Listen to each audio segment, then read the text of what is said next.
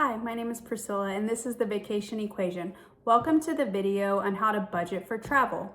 In this video, we're going to be taking a look at how our family started to budget for travel and how that came to be. We're also going to take a look at the 50-25-25 plan that we put into place, and we're going to look at some different income examples so that you can see this can work for your budget and anyone's budget, no matter how much money you make. Have you ever felt like you want to travel, but you feel like you're only allowed to during certain seasons? So that's kind of how we were, is we only traveled during the holidays or the summer. And so we would plan these trips for our family. We would usually plan them about 3 to 4 months out. And so then we were pressured to save all this money so that we could travel. And then it just became stressful. Like, we were trying to save all this money in a certain amount of time. And then it was like, there was a guilt for like spending money on travel. Like, we felt guilty about it. Like, we have some money in our savings, but should we spend it? This is really for emergencies. And so that's kind of how the travel budgeting began. And so maybe just like our bills, like our groceries and our house payment and our car, maybe we could designate a certain category for travel. I am going to go into depth about this a little later in the video, so make sure you stick around. But I just want to clarify that it didn't start with us making more money or side hustles or anything like that. We just took what we had and we made a plan. A couple of things to consider is it does take consistency and it does take discipline. So if you're not willing to be consistent with this and actually have a little bit of discipline in your everyday life, then this video is probably not for you. Okay, so we tested this and we planned our very first Royal Caribbean cruise, and when we booked it, we were able to pay it in full, including the drink package, excursion. We paid for our flight, so I'll go into depth about that later, but we were able to pay all of that up front. So we're literally going on this cruise worry-free, stress-free, not any guilt. Can we afford it? We can afford it because we planned it and we budgeted it. I just like to acknowledge different financial situations. So maybe you're a single income household. We are a 2-income household, and so we know that we're blessed in that way. And so even if you're a single income household, you can do this too. It just may take you a little longer to take that trip or save that money. This isn't about stop buying the coffee, just work harder, do better. This isn't about perfection, it's about progress. Before we dig in, the real win is the peace. It's the peace, it's the not feeling guilty about taking the trip. It's about having it all paid off in full, not on your credit cards, in debt. That's what this is about. We didn't earn more, we planned better. The first thing we did when we started making our plan to prioritize travel is taking a look at where our money was going each month.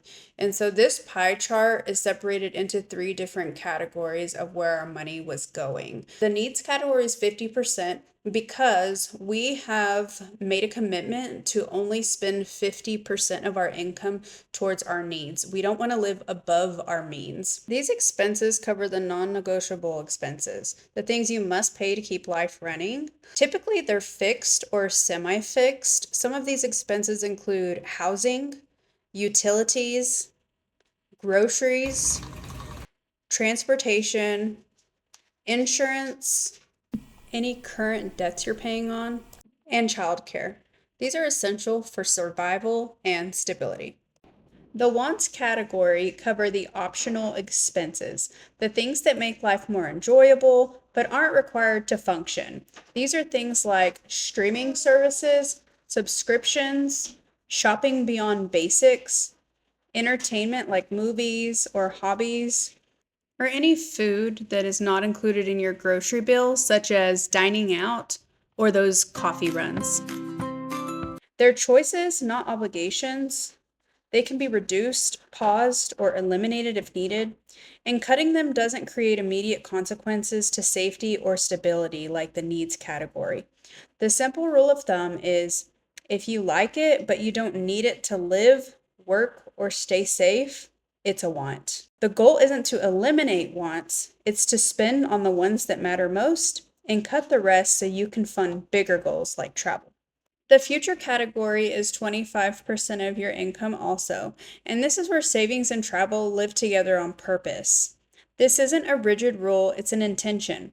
It's a reminder that your future deserves a seat at the table, but you get to decide how it's served. Some months that 25% leans heavier into savings, other months it leans into travel. The split can change with your seasons of life. The goal isn't perfection, it's consistency. So even when travel is the priority, saving something keeps you grounded. And even when saving is the focus, planning travel keeps you motivated. This category gives you permission to enjoy life now without stealing from your future. Because when travel is planned and paid for, it stops feeling irresponsible and starts feeling earned.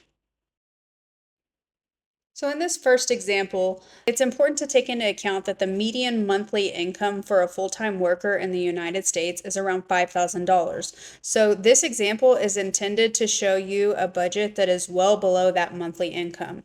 So this monthly income is $1,500 per month. So that means this person, if you're taking a weekly paycheck home, is making $375 per week. Now, if they're following the 50-25-25 rule, this graph right here, or this table, outlines exactly how much they would allot to their needs, wants, and future categories. I want you to take into account the lime green writing at the bottom. It says 1 year potential future savings would be $4,500. So even though this $1,500 is well below the average median income in the United States, this person would potentially save $4,500 towards their future, meaning their savings and travel fund. That is plenty enough money for one person at a lower income level to take a quality vacation.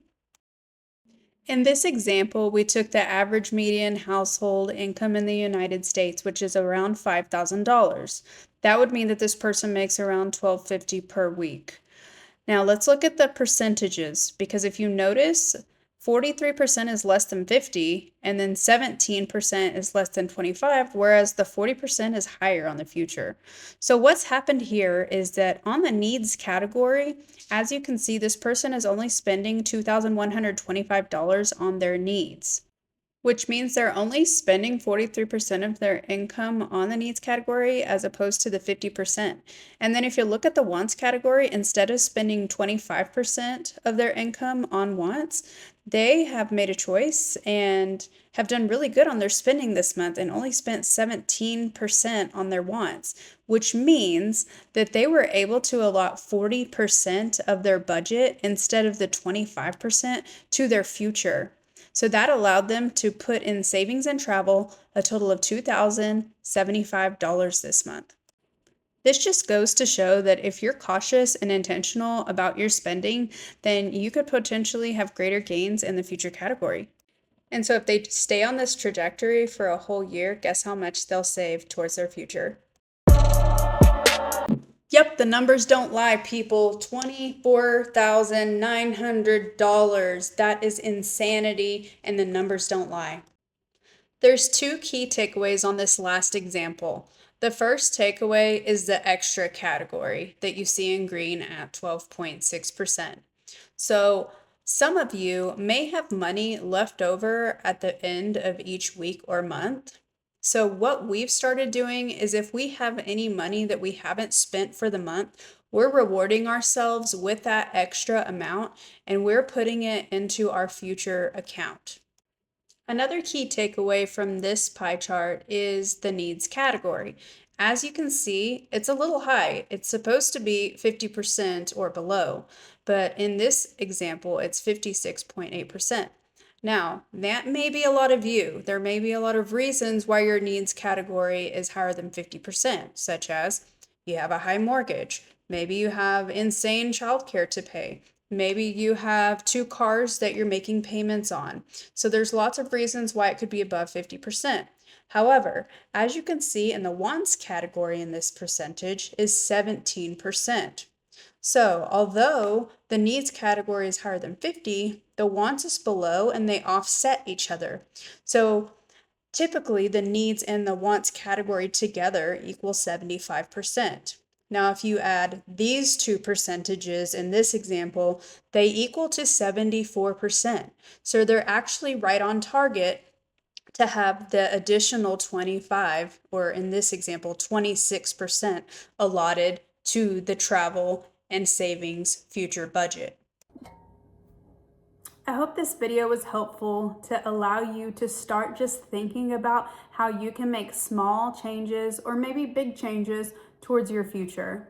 Now, I know this worked for our family. It really and truly did. And I hope that you can continue to see that through my YouTube channel and all of the things that we're able to do because we have implemented these things. And so if you're interested in the spreadsheet that I use in order to start tracking all of this, I do have that spreadsheet linked below for free. And so feel free to click on that. You can make it your own. It has some directions. It also has some directions on how to find percent. So some of you may not know how to calculate that. And so it does have step-by-step instructions on how to find percentage. Thank you for joining me on the vacation equation. Please like and subscribe for more videos.